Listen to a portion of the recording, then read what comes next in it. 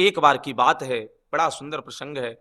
सूरदास जी मार्ग से जा रहे थे, हाथ में लकुटी जो लेकर के वो चलते थे, जिसके सहारे वो छड़ी, वो सूरदास जी को ठोकर लग जाता है, गिर पड़ते हैं, छड़ी छूट जाती है और गिरते हैं तो वो अगले ही कदम पर बहुत बड़ा गड्ढा था और गड्ढे कुएं का स्वरूप का था, सूखा हुआ था, कुएं का स्वरूप का था, उसमें जाकर के गिर जाते हैं।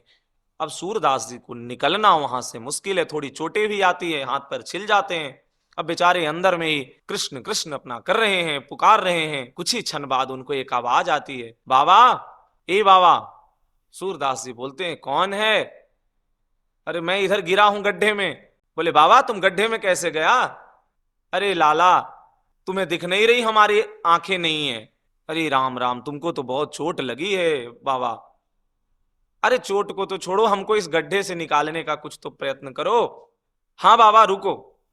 ये आवाज में इतनी शीतलता और मधुरता थी कि सूरदास जी के कान मानो बार बार सुनने को इच्छा हो रही है, क्योंकि वो तो है ही श्याम सुंदर, परम सुख स्वरूप, आनंद स्वरूप।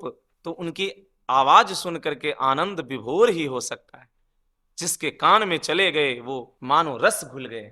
लाला ने अपना पटका लटका दिया नीचे, बोला, पकड़ लो बाबा और इसे पकड़ करके ऊपर आ जाओ। जब पटका सूरदास जी के हाथ तक पहुंचा और जब उन्होंने हाथ से पकड़ा तो उसका, जब उनका स्पर्श और उसकी सुगंध जब ऐसे मानो सूरदास जी के तन बदन को ऐसे आनंद विभोर कर दिया, उसका सुगंध, उन्होंने पहचान लिया, ये तो कोई और नहीं, ये तो हमारे प्यारे श्याम सुंदर हैं।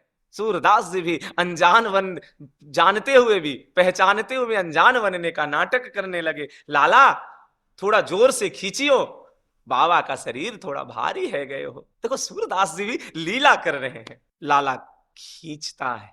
जैसे ही सूरदास जी ऊपर आते हैं, चरण पकड़ने के लिए चरण पकड़ ही लेते हैं।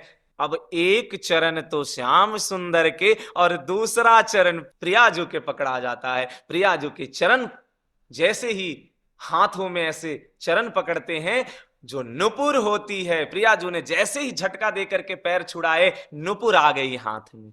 लालजू कहते हैं, इसीलिए हम आपको कह रहे थे कि बाबा बहुत चतुर है, आप मत जाइए, मत चलिए। आपने जिद किया, क्योंकि प्रिया जो जिद करती है कि मैं बाबा को देखने जाऊं, बाबा गिर गए वो गड्ढे में, अरे कैसे छोड़ दे बाबा को, एक बार तो देखिए तो जा करके।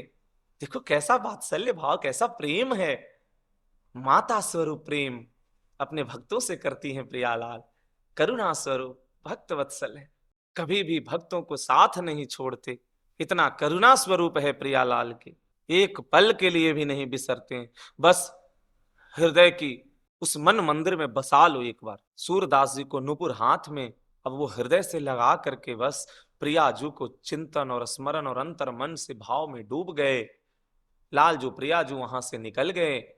कुछ ही समय बाद अब प्रियाजू कहती हैं, हमारा नुपुर हमको ला करके दीजिए। लालजू कहते हैं, आपको जिद था, आपने जिद किया था कि हम जाएंगे, तो अब आपको ही लाना पड़ेगा, अब हम कैसे ला करके दें? नुपुर तो बाबा के पास और बाबा दे वो नहीं। अरे बड़ा चतुर है ये लालजू कह रहे हैं।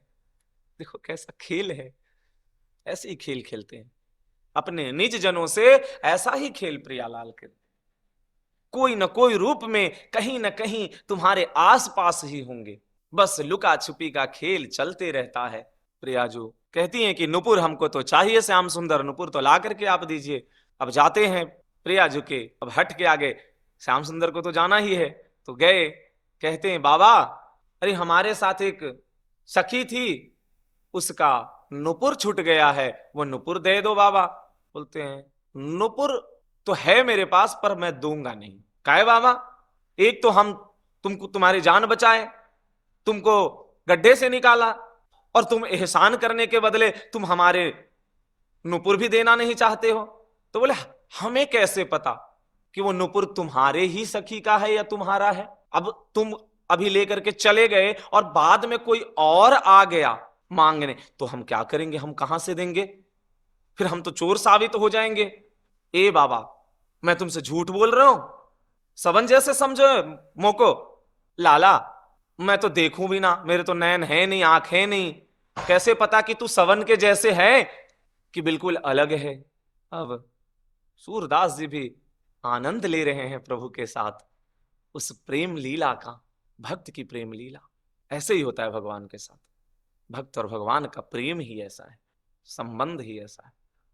अब देखो, एक उपाय है लाला, तुम उसी सखी को ले आओ जिसके पैर से, जिसकी चरण से हमें नुपुर मिली है, तो उसके चरण में, दूसरे पांव में तो नुपुर होंगे एक और, तो मैं उससे मिला करके मैं वो दे दूंगा नुपुर।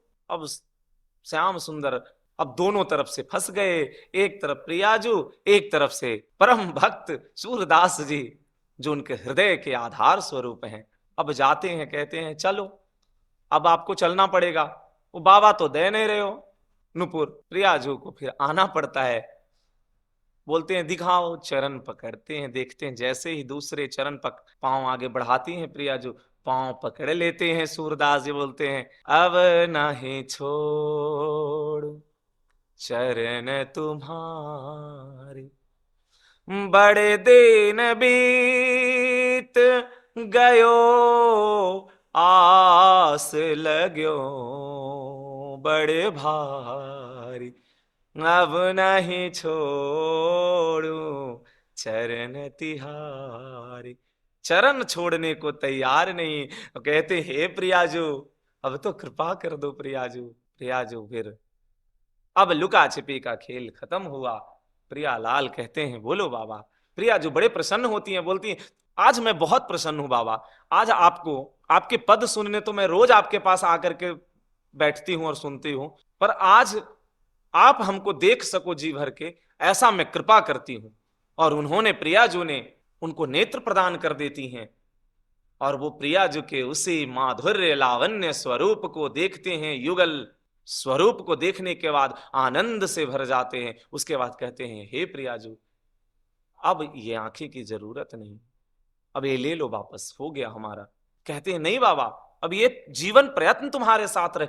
नहीं, अब किसको देखना है, जब आपको देख लिया, अरे अंतर मन से तो देखता ही था, अब बाहरी चक्षु से भी देख लिया, तो अब क्या जरूरत है इस नेत्र की। संसार को देखने के लिए नेत्र नहीं चाहिए, ये संसार रूपी, इस माया रूपी मल को देख करके क्या करेंगे, जो अंतर मन से अब तो बस इसी स्वरूप को निहारते रहेंगे। हृदय की आनंद की लहर जो है सूरदास जी को उमड़ पड़ा, बस भाव में डूब करके अश्रु प्रवाहित करते हुए एक ही चीज कहते हैं, बस इस आंखें को फिर से छीन लो, ले लो, मुझे आंखें नहीं चाहिए, मुझे तो दोनों नेत्रों के रूप में, एक में आप और एक में श्याम सुंदर चाहिए, और क्या चाहिए। प्रेम और भक्ति की पराकाष्ठा सूरदास जी प्रभु के दिन रात गुण गाते हुए संसार को वो प्रदान करके गए जो उनके सिर्फ स्मरण और उनके लिखे हुए पदों को गा करके प्रेम और भाव में डूब जाए।